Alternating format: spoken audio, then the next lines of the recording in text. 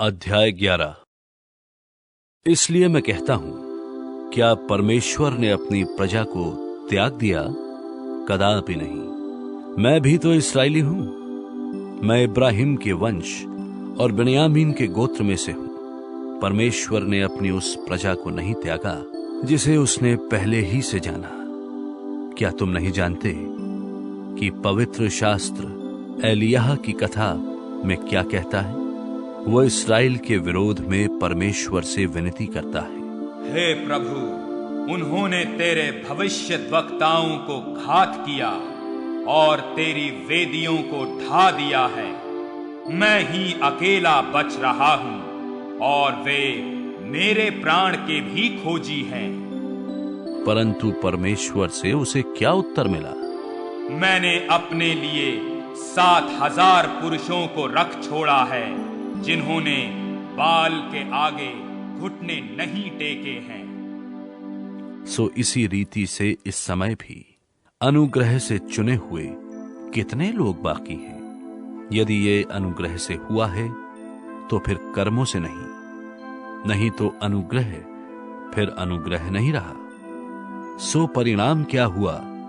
ये कि इस्राएली जिसकी खोज में हैं वो उनको नहीं मिला, परंतु चुने हुओं को मिला और शेष लोग कठोर किए गए हैं। जैसा लिखा है कि परमेश्वर ने उन्हें आज के दिन तक भारी नींद में डाल रखा है और ऐसी आंखें दी जो न देखें और ऐसे कान जो न सुने। और दाऊद कहता है, उनका भोजन उनके लिए जाल और फंदा और ठोकर और दंड का कारण हो जाए। उनकी आंखों पर अंधेरा छा जाए ताकि न देखें और तू सदा उनकी पीठ को झुकाए रख।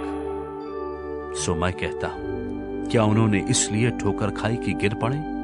कदापि नहीं, परंतु उनके गिरने के कारण अन्य जातियों को उद्धार मिला कि उन्हें जलन हो। सो यदि उनका गिरना जगत के लिए धन और उनकी घटी अन्य जातियों के लिए संपत्ति का कारण हुआ, तो उनकी भरपूरी से कितना ना होगा। मैं तुम अन्य जातियों से ये बातें कहता हूं, जबकि मैं अन्य जातियों के लिए प्रेरित हूं, तो मैं अपनी सेवा की बढ़ाई करता हूं कि किसी रीति से मैं अपने कुटुंबियों से जलन करवाकर उनमें से कई एक का उद्धार कराऊं। क्योंकि जबकि उनका त्याग दिया जाना जगत के मिलाप का कारण हुआ, तो क्या उनका ग्रहण किया जाना मरे हुओं में से जी उठने के बराबर ना होगा? जब भेंट का पहला पेड़ा पवित्र ठहरा, तो पूरा गुंधा हुआ आटा भी पवित्र है, और जब जड़ पवित्र ठहरी तो डालियां भी ऐसी ही हैं। और यदि कई एक डालियां तोड़ दी गईं और तू जंगली जलपाई होकर उनमें साटा गया और जलपाई की जड़ की चिकनाई का भागी हुआ है, तो डालियों पर घमंड ना करना। यदि तू घमंड करे तो जान रख कि तू जड़ को नहीं, परंतु जड़ तुझे संभालती है। फिर तू कहेगा, डालियां इसलिए तोड़ी गई कि मैं साटा जाऊं। भला वे तो अविश्वास के कारण तोड़ी गई, परंतु तू विश्वास से बना रहता है। इसलिए तू अभिमानी ना हो, परंतु भय कर, क्योंकि जब परमेश्वर ने स्वाभाविक डालियां ना छोड़ी तो तुझे भी ना छोड़ेगा। इसलिए परमेश्वर की कृपा और कड़ाई को देख। जो गिर गए उन पर कड़ाई, परंतु तुझ पर कृपा। यदि तू उसमें बना रहे, नहीं तो तू भी काट डाला जाएगा। और वे भी यदि अविश्वास में ना रहे तो साटे जाएंगे, क्योंकि परमेश्वर उन्हें फिर साट सकता है। क्योंकि यदि तू उस जलपाई से जो स्वभाव से जंगली है काटा गया और स्वभाव के विरुद्ध अच्छी जलपाई में साटा गया, तो वे जो स्वाभाविक डालियां हैं अपने ही जलपाई में साटे क्यों न जाएंगे।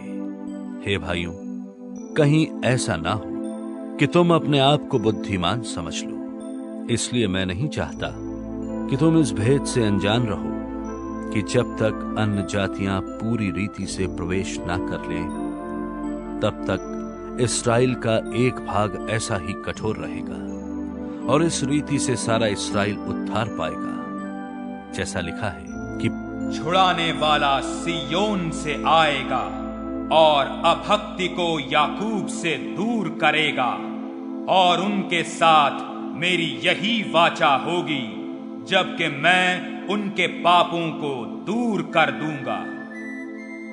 वे सुसमाचार के भाव से तो तुम्हारे बैरी हैं, परंतु चुन लिए जाने के भाव से बाप दादों के प्यारे हैं, क्योंकि परमेश्वर अपने वरदानों से और बुलाहट से कभी पीछे नहीं हटता।